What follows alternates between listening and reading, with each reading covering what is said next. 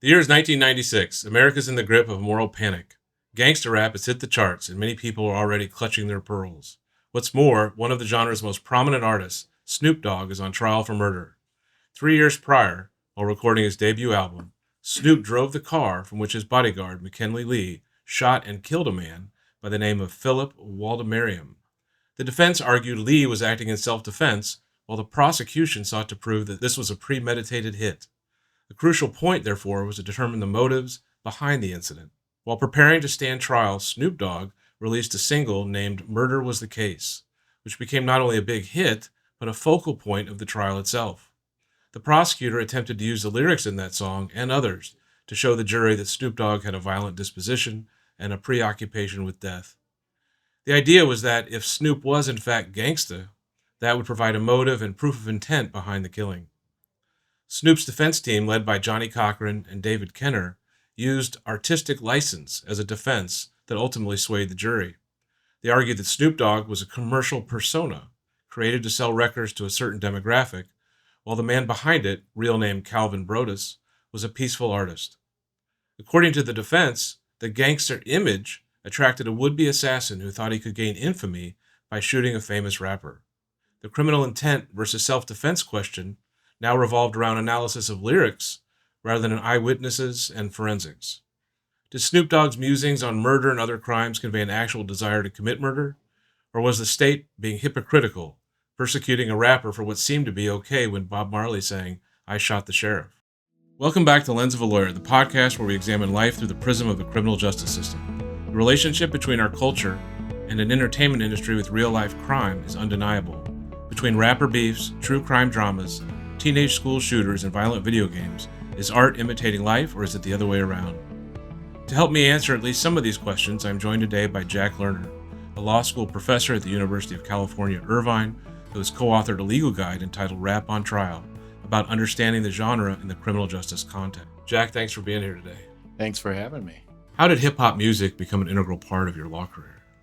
Well, it's interesting. I was always a hip hop fan, and I actually was very interested in copyright law, and that's kind of my first love in the law.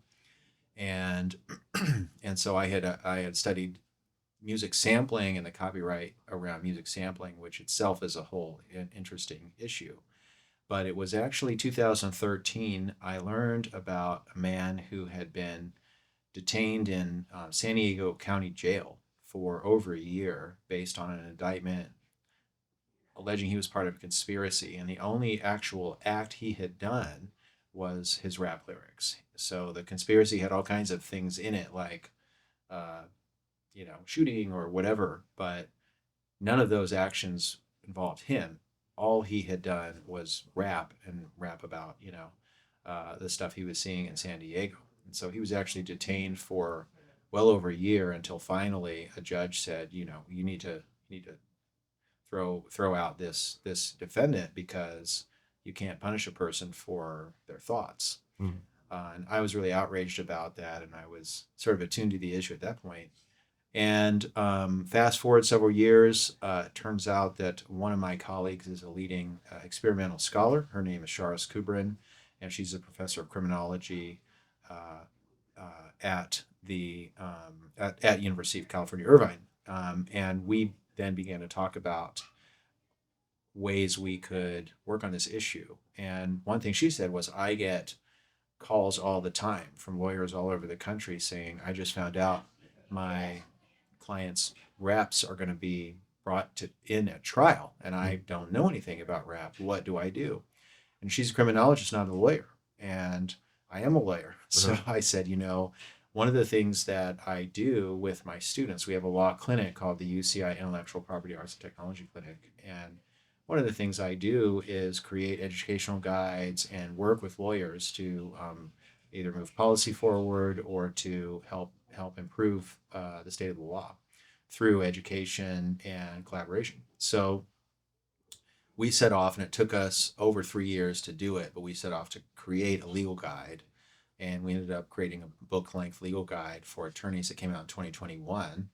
And actually, before it even came out, we were sharing drafts of it with attorneys who were then using it to try and fight back against this practice, which we feel is a way to get character evidence into the trial, which is normally not allowed except under strict exceptions, and more importantly, uh, to bring racial bias and preconceptions about rap music specifically as well into the trial process in order to either put the thumb on the scale Mm. or put a thumb on the scale or uh, turn a bad case into a good one. Because one of the things that numerous experimental studies have shown is once you mention rap music and associate an individual with rap music, even if it's not even actually about rap music, a jury is immediately more prone to think that person is violent, to think that person is guilty, and to find those lyrics offensive, even if it's country or folk lyrics Yeah. that you're actually reading to the jury. Before we get into the kind of the lyrics themselves, you had mentioned a few minutes ago about sampling. I know rap's been around now for what, 40 years, maybe 50. 50 years now. And I know a lot of rap that I've listened to, at least earlier on and maybe currently, started or continues to sample. And it's a pretty intricate area of the law. And I'm wondering if you could just, like, high level, explain what the issue is with sampling, what it was kind of at the beginning, and now how that kind of works. Well, so, rap music draws on Black cultural traditions that date back literally hundreds of years to African culture with the griot and practices like signifying and lots of different traditions of lyrical or competitive wordplay and those kinds of things. But in music, you have people paying homage to each other, whether it's in jazz, and you saw this in classical music too. You might play a lick or a tone or a phrase, a musical phrase that belongs to someone else, and you're sort of giving a nod to that other artist. And so when DJs started having parties with records, they would bring in different sounds from different records, and sometimes they wouldn't play the whole record. They just play the part where the band really goes crazy, and that was called the break. And that turned into, well, let's have a whole set that's just that kind of thing, and then that turned into, let's actually take that DJ tradition from live parties and have someone rapping over that. And then that turned into, let's take that into the studio, and we're going to take that tradition and we're going to use a digital sampler to create a looped beat. And then modern hip hop was born in the early '80s or even late '70s from that. And then fast forward a little bit, you had the golden age of rap where many different where sampling really took off, and some artists like Public Enemy might use 10 or even 20 or 30 samples in one song. Wow. And at that point, it really was done mostly without permission. And so James Brown and George Clinton and the various bands that they led have each been sampled well over 1,000 times. Okay. And in 1991, there was a lawsuit over a Biz Markie song that was almost a cover of a sort of a light rock song called "Alone Again Naturally" by Gilbert O'Sullivan, and that was the subject of a lawsuit. And the court was really kind of upset with Biz Markie's lawyers, who had asked for permission, and then when they didn't get it, they said, we're just going to do it. And so the judge ruled against Biz Markie, but he didn't cite any law whatsoever. The only legal authority cited in the whole opinion, no copyright law, no constitutional law, was one of the Ten Commandments: "Thou shalt not steal." So it's like, yes, thou shalt not steal, but it'd be nice if you grounded that in some kind of legal analysis. And then there was a lawsuit by the Turtles against De La Soul, who had sampled a Turtle song. And those two cases led to a real change in rap music. And after that, everything else was cleared, and you had to get permission. Generally, had to get permission, or the record label would make the artist kind of certify that he or she had gotten permission. And now today, virtually all sampling is cleared, and unless it's kind of an underground, non-commercial type of work. and there are actually people that go out and make beats that they are hoping someone will Oh wow. license from them, which is very interesting, and it's a very fertile and creative market. But the sound is, completely different from what it was like 30 years ago. So if we now kind of move into this the rap lyrics part, I know the Drake case was out recently, Drake decision, and that was more about defamation. And then we're going to talk more certainly about what is in your guide, which goes to the whether rap lyrics move toward criminality or suggest criminality of the person writing them. But either way, there seems to be kind of this conflation between artistic expression and kind of the facts, if you will. And I'm wondering, is that unique to rap music? And if it is or isn't, why is that? And why is it so controversial? There's literally only 4 or 5 known cases in the last 50 years, or even 75 years, where any artistic work besides rap music has been brought into court for the truth of the matter in the art. So think about a novel and someone saying you wrote about the crime that you committed, or a country song, or a poem, or anything like that. It's exceedingly rare, except with rap music. And now Mm, there's probably over 1,000, at least several hundred, but probably over 1,000 written opinions where courts have said no, you can bring rap lyrics in for whatever reason. And so this is something that is so routine that for over 20 years prosecutors have put it in their manuals, saying this is, when you when you search the person's apartment, make sure you take away any oh wow. rap lyrics, any CDs, anything like An that. application for search warrants and things like that. Well, Yeah. there's actually prosecutor training Oh manuals wow. where That, they're that they're they're saying do instructing that. people to do that. Yeah, Interesting. and it's interesting the rationale too. Like, so one of them, which is in a manual for federal prosecutors, it actually said, the it really was talking about his character. So the manual Mm, said, well, when the defendant is on the stand, he's going to be wearing a suit and he's going to be mm, presented as this upstanding young man, and it's always a man. It's always a man of color. But what you want to do is to reveal the defendant's true nature oh wow. as a do rag wearing thug or whatever. And I know they use the word do rag, which of course is a term associated with black people. Mm, And that really goes to character evidence. We're saying we want to show that if we want to use rap lyrics to sort of get the jury to make assumptions about the person's character, which they immediately do, sure. and which evidence law heavily discourages or prohibits in most circumstances. So, just to be clear for our audience, you have a right, a constitutional right, to be tried for the crime you're accused of being you're accused of. In almost every case, other than sex crimes at this point, the prosecutor is not permitted to prove you're a bad person, and as a result, therefore, you did whatever they're saying you did. That's patently not allowed, and it seems like this has been an exception. At the same time, Jack, we were talking about Snoop Dogg, and he released that song. I think the song was him about him killing somebody, and then being found guilty. And so I'm wondering, are there cases where using rap lyrics are appropriate? Well, yeah, I mean, there are a few cases. I mean, there's a famous case among the Los Angeles, and I'm from Southern. I live in Southern California now, and there's a famous case in Los Angeles where someone committed a murder outside of a small corner shop, Yeah. and he tattooed the murder scene across his stomach.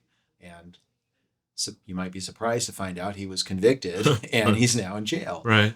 for murder. And that I don't remember the name of the case, but there are some raps like that where the person says, I shot her outside the Olive Garden," and indeed, there's lots of evidence showing that he was shot outside the Olive Garden.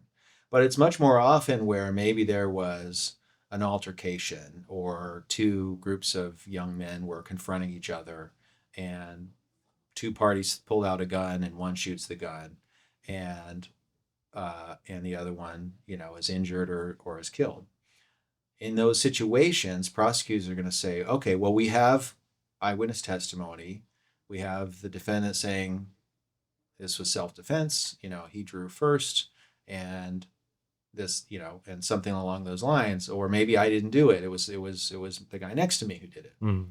And at that point, the prosecutors say, well, okay, we don't have that great of a case because we have a he said situation. We have not very much evidence one way or another, except that one guy fired and the other guy was killed. Now, oh, let's look at his evidence. Oh, he's talking all about rival gangs, and he's talking all about uh, I, the B word this, the N word that, and so on and so forth. And the prosecutor then says, you know what? If we bring this in, and maybe we can, instead of just bringing in a part that maybe they're talking about that person was in a group of people, Right. and he lived on Sixth Street, and they're talking about the Sixth Street gang or whatever. Instead of maybe just bringing that part, they might bring in 6 pages where the guy says, "Oh, I do a ton of drugs. I sell drugs. I like to, I kill people. Like, I'll slit your throat if you step to me, whatever it might be. And a lot of the things that might be being said might be common in rap lyrics. Across, a lot of words rhyme, for example, with Glock, right? So you might say, I'm going to talk about a Glock because it rhymes with clock or stock or Right. TikTok or a dozen other words. And so someone might bring Glock in there, and then the police will see he likes guns. He's a gun guy. But if the prosecutors know that if you bring in all these lyrics, which when they're just down on paper look very inflammatory and extreme, and they might look misogynistic, the jury's going to hate that defendant's guts, Right. right? And a lot of that is racialized because there has been, and this is one of the things in this we put in the second edition of our guide. I mean, there's been like 40 years of negative headlines and very negative or critical coverage of rap music in the media, right? And so the stories about rap music are, probably 10 to 1 negative to Sure. positive. And one of the things we did in our guide is just go through a list of headlines that Yeah. you would see from every year. One of them is, mother says son changed by rap. Another one says, youths blame rap music on their crimes. Another one was published in the Washington Post. And I think it was by Tipper Gore or someone, a national Mm. figure, and the headline was "Hate, Rape, and Rap." Oh well. And so this has been a constant drumbeat in the media for many years, and public opinion surveys show a sharply negative view of rap music across many different demographics, including African American. But how do you tie it in? I mean, I get that and the kind of the racialized aspect of it, and using that to take a weaker case to make it to a stronger case. I totally get that. On the other hand, it seems like sometimes they're writing about things, individuals are writing about things that they may be on trial for. And so what then makes it what makes it relevant, admissible in trial? I understand there may be a prejudicial effect from this racial standpoint, Yeah. but from an evidentiary standpoint, if the issue is there's some, gang A versus gang B, and some guy who's on trial raps about, I'm a member of gang A, and this is what we do as gang A, it seems like that's So, relevant to and me, that can happen, right? right? Someone can say, I heard about so and so, that what happened to so and so, or they say I don't like so and so ends up murdered, Uh or huh. or there might be extensive gang associations, and then at that time that there might be a gang enhancement, or there might be another gang related crime that the prosecutor's trying to prove, right? And so, if someone's talking a lot about gangs, often the prosecutor will say, okay, this person is affiliated with that gang, and that's how that is allowed to be in. And one of the issues is that usually the prosecution witnesses are not rap experts.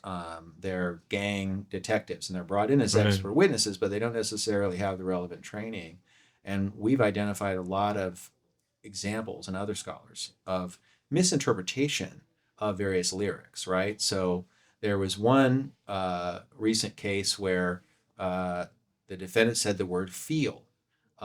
Well, the victim's name was Phil, and Mm. so the gang uh, expert testified, oh, this person is talking about Phil, And the defendant's like, no, I was saying I feel this way, right? And so, but there's a lot of other examples where the term broad day might be the name of a gang, but it's also just sometimes means have a good day in some circumstances. But I'm thinking as you're saying this, I'm thinking about the O.J. Simpson book, Mm-hmm. not the rapper, but he the book he wrote was, I think, like If I Did It, Mm-hmm. right? And let's say he writes this book If I Did It, and he hadn't been charged and acquitted. Mm-hmm.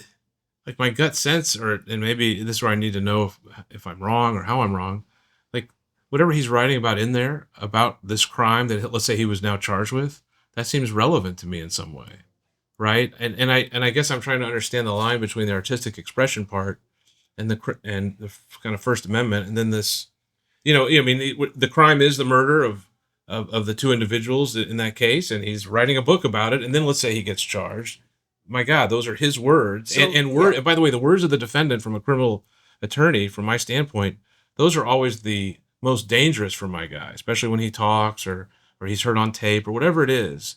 And so I feel like there's such a value placed on those words, and I get the value that completely pushing them aside seems kind of unfair also, I guess. But well, so there's I mean, there's various ways to look at this, and there's gradations of relevance, right? So one might be did the person the what I think what would really be most likely to be admitted, and I'm not saying that it should yeah, never ever be admitted and it should be categorically excluded, but there should be a very strong presumption against it. But one area where you might want to bring it in is the defendant actually revealing something that wasn't actually known otherwise, right? that's good. Yeah, So, uh, it's not publicly known where the victim was, where the crime took place, but the person said on Second Avenue, right, or something like that. Also, was it near in time? Was it after or near in time? In the Young Thug case, they were using lyrics from 8 years oh wow, or more before the crimes that were alleged to have taken place took place.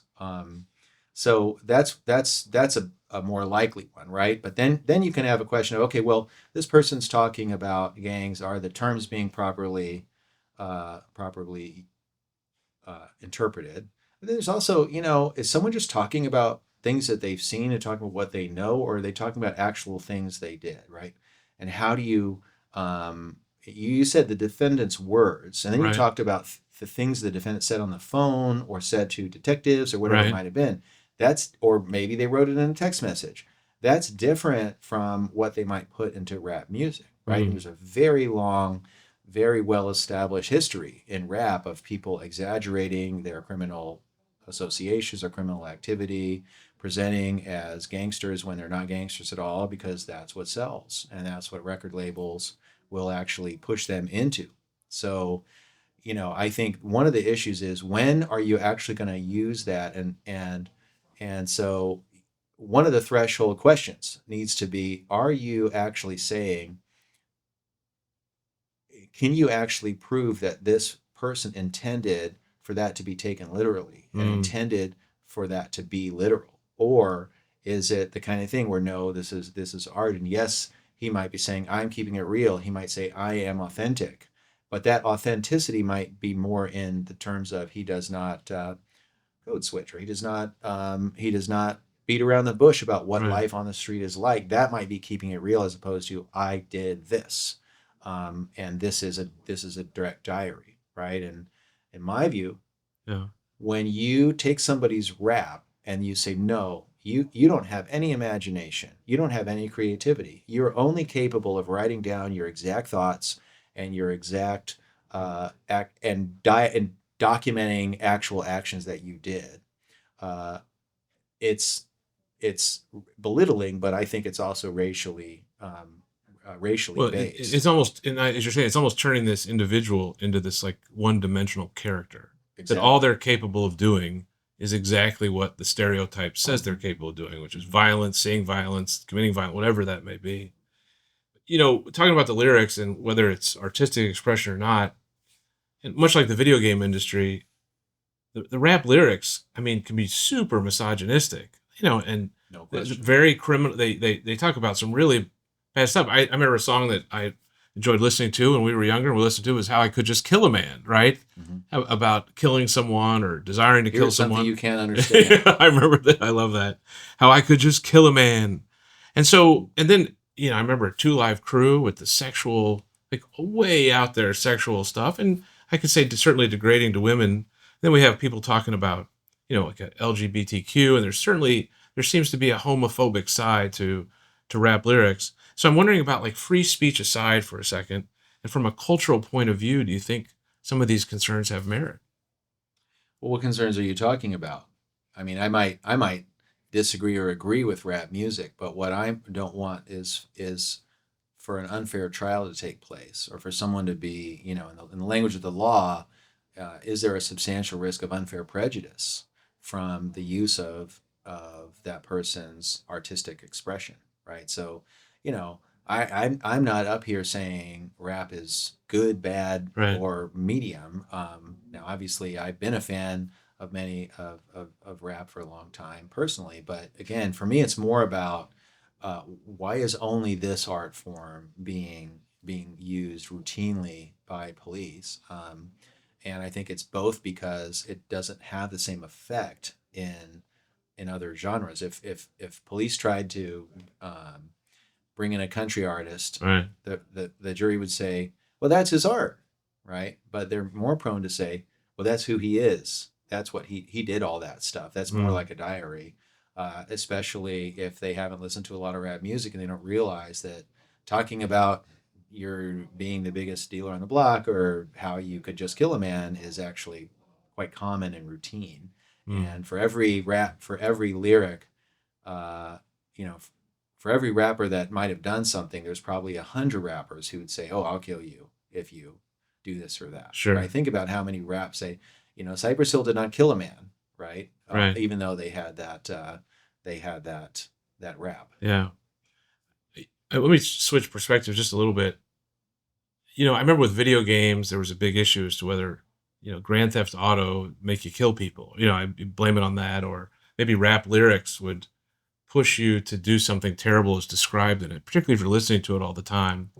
And those are kind of extreme cases. But the people that I deal with as criminal defense attorney, they're generally individuals that, let's say, aren't necessarily having they're not necessarily going around looking to commit crimes, but something pushes them over the edge. I deal with a lot of situations where people get angry, they get violent. They're not going out there to be violent, they're not going out there to be angry, but they're pushed over some edge.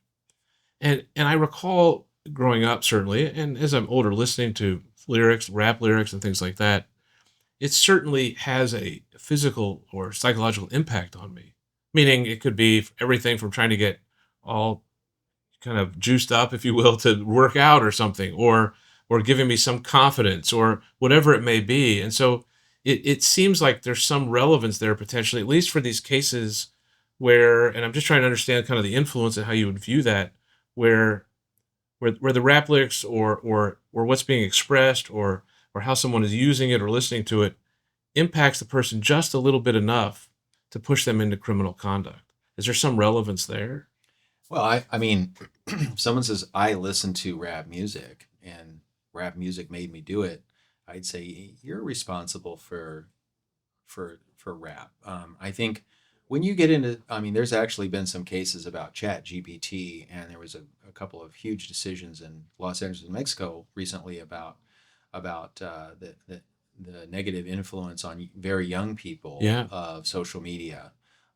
And there's been some cases recently as well about Chat GPT saying, "Oh, um, you want to just harm yourself. Right. Here's a way to do it. And yes, you should do it, and that's a great idea, and all the other things." And so, from a products liability standpoint, maybe there's an argument there. I don't know, but when you're talking about rap lyrics, I don't think you can blame somebody's conduct on another person's rap lyric, right? But of course, most of these are not used in that way. They're either a few are for threats, many are for gang enhancements, and some of them are to prove elements of a crime. And then of course, Two Life Crew was actually indicted, and I think there was an arrest, and ultimately they Yeah. were acquitted on obscenity. right? And so I think it was in Florida where a record store owner was arrested for selling a Two Live Crew CD, and Two Live Crew ended up winning that Yeah. in court. So but I mean, most of the time it's like, okay, we want to show motive, we want to show intent. And you can bring in what would be called character evidence Mm. if you want to show this person had a motive, had an intent, or had knowledge.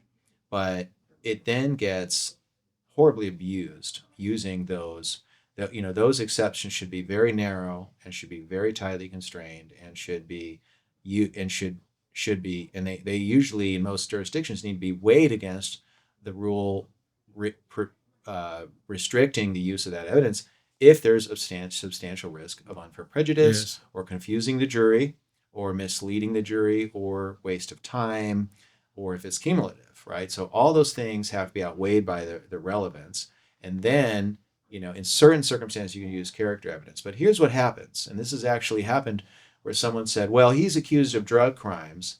This shows generalized knowledge of the drug trade, Right. right? Well, my dad listened to Too Short because I left it in a CD. This is a guy who lives in the suburbs of Kansas City, Right. and he now knew all the slang about Oakland drug trade. And guess what? Too Short was never really accused of or thought to be involved with drugs, but he talked about it because that's what was going on in Oakland at that time. So anyway, back to my point. In one case, the court said, well, this we're going to allow these lyrics in because they show knowledge, not knowledge of a specific element necessary to that crime, but just general Oh, wow. knowledge of the drug trade. So we'll Right. let them all in. The defendant is convicted. And what also happens that's really problematic is, and my co-author and I and another scholar at UCI just wrote another article about this that's coming out this year. What then happens is that this rule against character evidence just goes out the window when it comes to the closing argument. And so Yes. prosecutors will say, this is who they are. This is what they do. This is how they live. Yeah. And they'll often use this language of the other. This is we're here, this is them there. But more importantly, they will directly make character accusations. This is who he is. This is how he lives. This is his nature, right? They'll say the scorpion and the frog. The scorpion bites the frog. The frog gives the scorpion a ride across the river, and the scorpion bites the frog, and they both die. And the frog says, "Why'd you do that?" And the scorpion said, "It was in my nature." Right? Mm. It's a textbook character argument. Sure. But you see this, and I mean over and over. I mean literally over and over. Yeah. It's very common, and defense lawyers often don't know to object and say, "Wait a minute, this is character evidence." And judge, if you want to let the lyrics in, that's one thing, but you can't then let the prosecutor use these lyrics as character evidence, or they're simply overruled. Right. And Well, that happens plus often as well. the jury's heard it. So I mean, like Yeah. the jury's heard it, and you're gonna say, Judge, I object. I will tell you, most Yeah. objections, if I object in closing argument at trial, the judge will usually be like, well, just the jury will be guided by the evidence or Mhm. by the law and the evidence, and the jury's heard it, and you can't unring that bell. Yeah. But really, I want to go back though, and I want to push just a little bit Yeah. more on this other point, because it's a slightly different take on the lyrics issue. I recall a trial that's in the last few years where a young woman was texting some guy, Mhm. a boyfriend or somebody, maybe not a boyfriend, some friend, whatever, to kill themselves. Mhm. And they were actually convicted, and were Mhm. convicted of having something to do with that killing. I forgot if it was reckless or negligent, whatever it was, but they faced some criminal consequence for pushing, Mhm. motivating that person to do it. How do you distinguish the rap lyrics that glorify absolute pretty horrific behavior sometimes? Stuff I've listened to, I'm sure I've got it on my song list right now. But at the same time, for me at 53, we're probably not going to take the cue. Mhm. But at the same time, there's individuals that are going to be out there that certainly may be listening to it all the time and may be motivated then to go Mhm. do so. How do you deal with it in that? Let me ask you this: Who Yeah. won best? What do you remember? What film won Best Picture? I think it was 1991.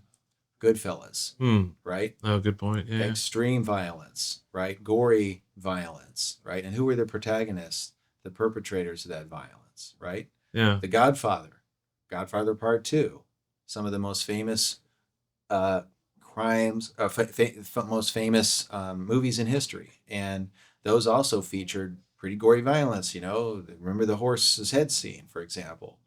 And in those situations, actually, the mafia actually changed its behavior after those movies came out. They were so influenced by those movies. So at the end of, spoiler alert, if you've heard if you haven't watched The Godfather, then you have an issue. You need Right. to correct I soon agree with because it that. is one of the greatest movies ever made. But but The Godfather, so spoiler alert, at the end of the first movie, that Michael becomes the Godfather, and the other mafia guys kiss his ring. Right. Well, that never really happened in real life. That was just fantasy. And Mario Puzo actually never interacted with gangsters. He placed a lot of bets. He knew bookies, but he did not know any mafiosos. He all of his research about The Godfather was book research. Oh, But interesting. anyway, uh, in real life crime families, they started kissing the ring of the Godfather after Oh, the wow. Godfather came out.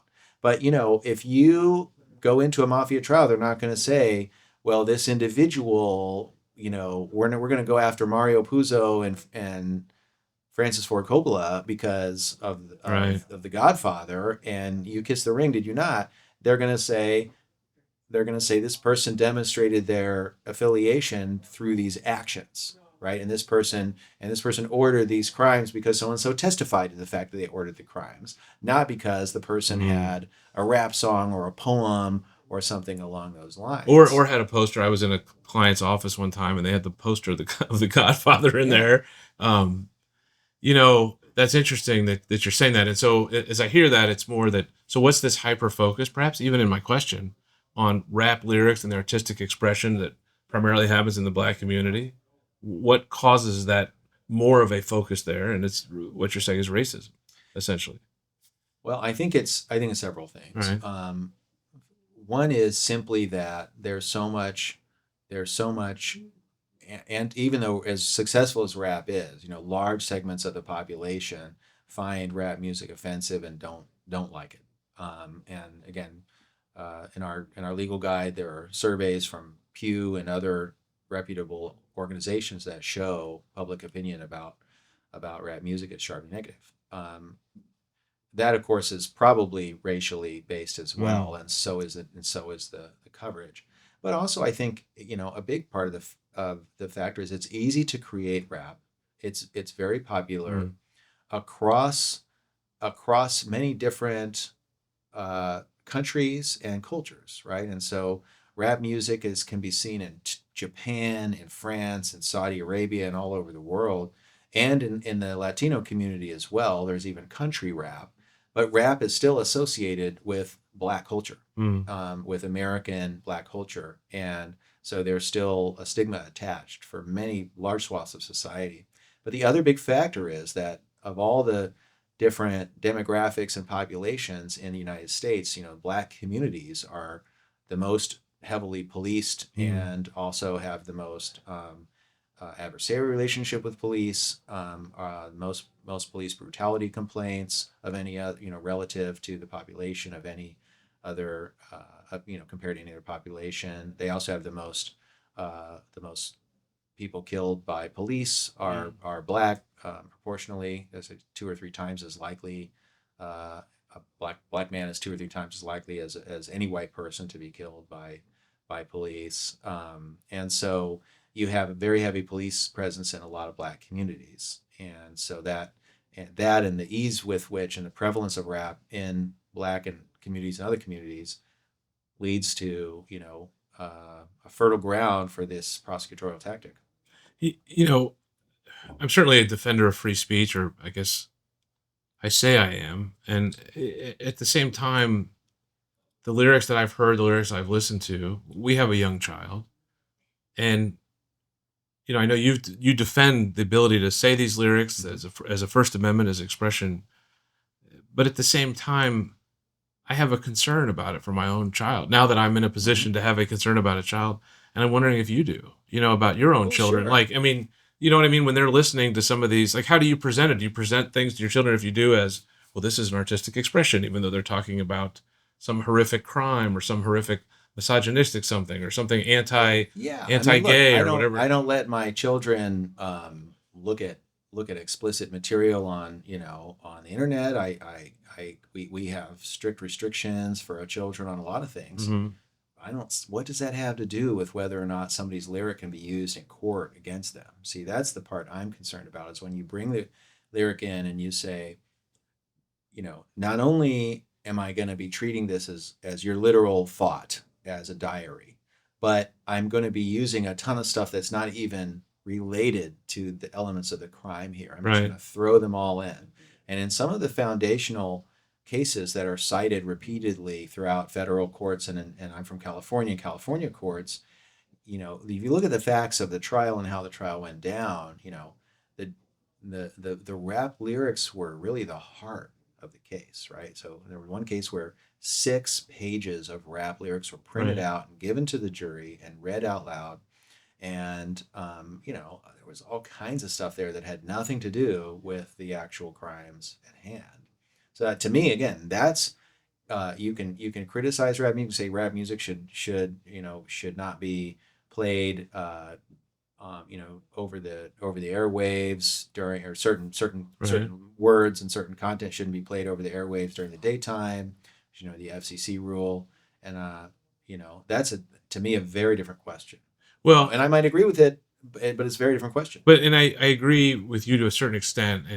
But part of it is, I think our criminal justice system, certainly our jury system, represents to some extent kind of the mores of society, right? In some Mm-hmm. way, it could be very much a watered down way. And I'm thinking when our child gets to become a teenager Mm-hmm. and he's got his big headphones on, and I look down at whatever device is common at that time, and I look and he's listening to, I don't know, NWA, which is something I listened to when I was a teenager. Mm-hmm. It it it concerns me, Mm-hmm. right? And I don't know what else to say. It concerns me, or it would concern me, and I'm wondering how you deal with that because at the same time, if it's going to concern me, it's going to concern a juror when they walk in there to the jury room, and they can't completely remove who they are to Mm-hmm. come in and become a neutral fact finder, although we want them to be.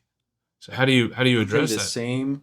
the same conversation exactly, word for word, was happening 75 years ago about rock and roll music. Mm, And if you listen to many of Elvis's first hits, they sound like not just covers, but like reproductions of popular songs that were actually already recorded and made popular by black artists.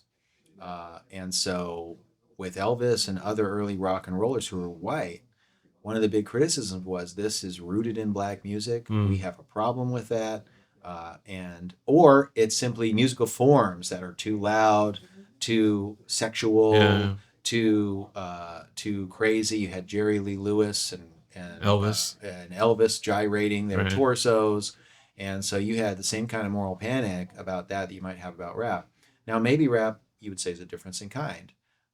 Well, ultimately there's a lot of objectionable content in our culture. Sure, There's I don't mind, if my children listen to rap. That's one thing. They like other stuff right now, but who knows where sure, that'll go.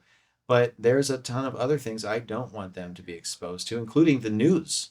right, I want to protect them from some of the horrific news that's coming out about current events. So, I think part of it is teaching your children to be discerning, and the reason you turned out the way you did and having, weed is because your parents taught you good core values and critical thinking.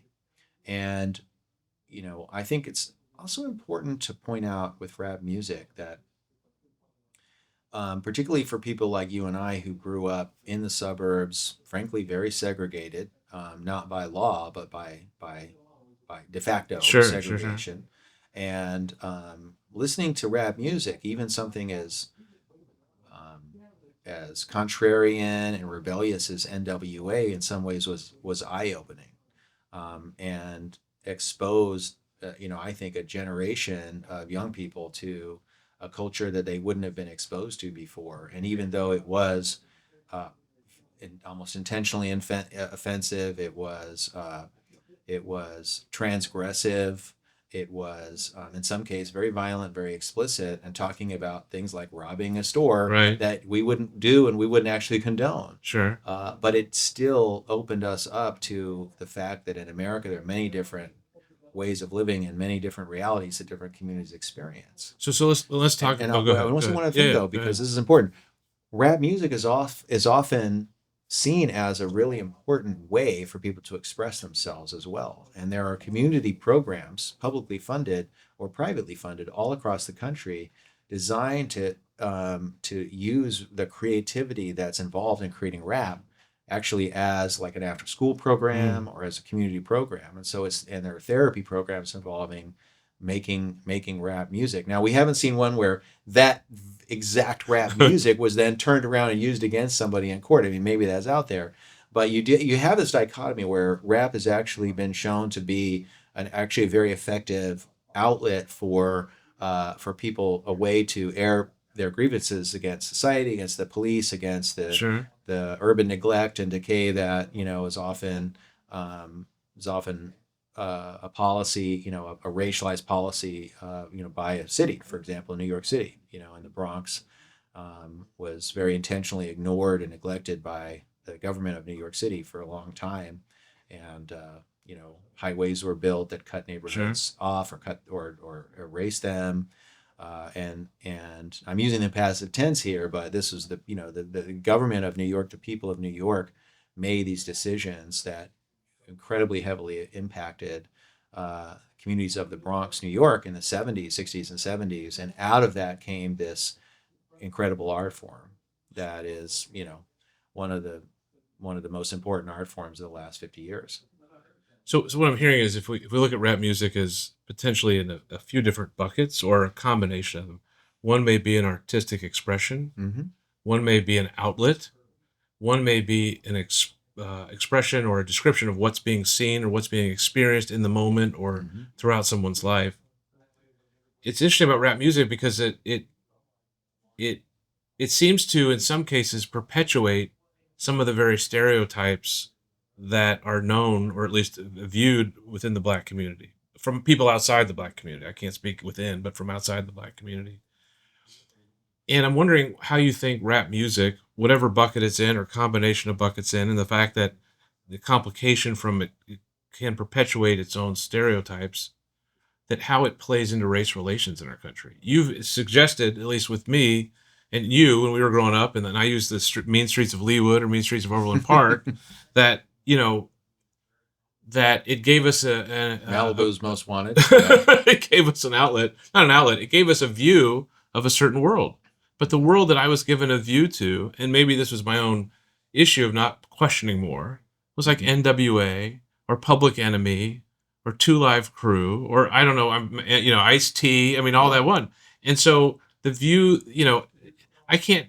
I guess I'm trying to understand. Do you think that helped or helps or hurts race relations? Not just necessarily with me, but generally in a situation. Does rap help or hurt race relations generally? How would I you mean, answer that? I mean, it's an interesting question, and I mean, just to be clear, I think it's very far afield from the question of are lyrics being used appropriately in in court, Right, right? right. And is this prosecutorial tactic appropriate and should it be as ubiquitous as it is? I would say no.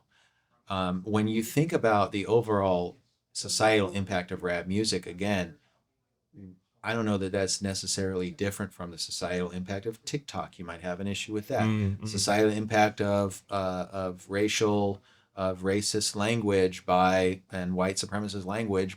Some might say by the government. The federal government has is has lots of tweets about about immigration that many people think are quite racist, right? So I think there are a lot of things in society that can be good or bad, and there are many aspects of any minority culture is asking this question. Well, how does this make us look?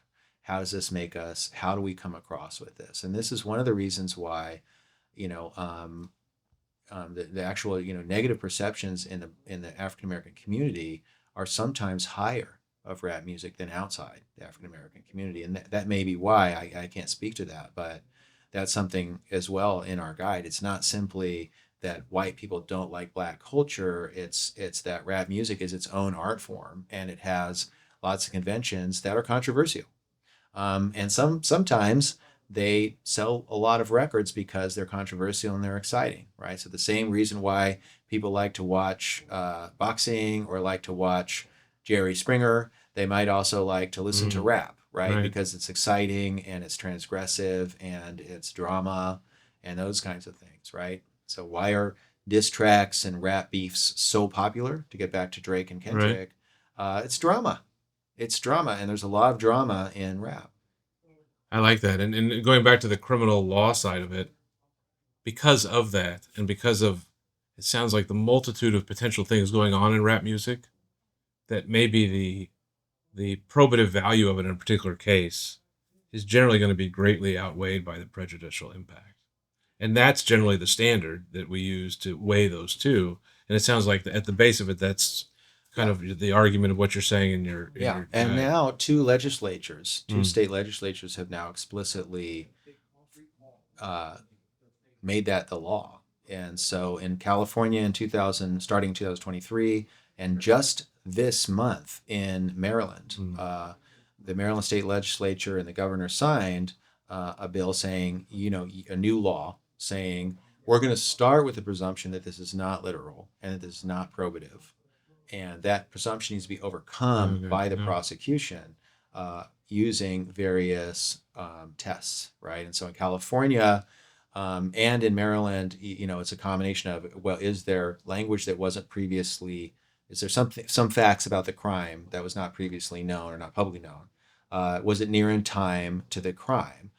Is it cumulative of other evidence? And in California, if it's if the answer it has to be no to all three of those, Mm. or so you would have to show all of those, and then you could exclude the rap lyrics. In Maryland, any one of those, is it cumulative? It has to stay out.